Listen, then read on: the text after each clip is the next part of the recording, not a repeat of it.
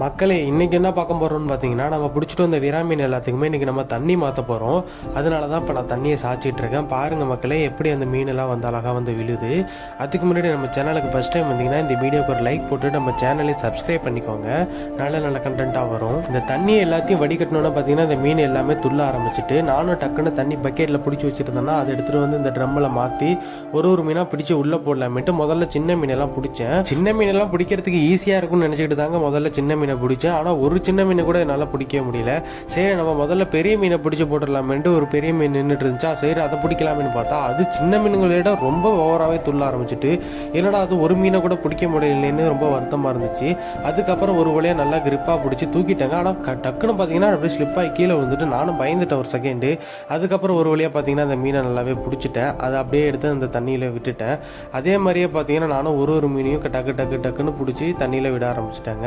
இந்த மீனெல்லாம் ஒரு மீனை பிடிச்சதுக்கப்புறம் தான் எனக்கு தெரிஞ்சிச்சு மற்ற மீனை எப்படி பிடிக்கணுங்கிறது. அதனால மற்ற மீனை நான் ஈஸியாகவே பிடிச்சி டக்குன்னு தண்ணியில் விட்டுட்டாங்க. இப்போ பாருங்கள், தண்ணி உள்ள விட்டோன்னே நம்ம பாய்ஸ் எல்லாம் எப்படி ஜாலியாக இருக்கிறாங்கன்ட்டு. உங்களுக்கு விரா மீன் பிடிக்க மாட்டேன் மறக்காமல் கமெண்ட் பண்ணிவிட்டு இந்த வீடியோவுக்கு ஒரு லைக் போட்டுக்கோங்க.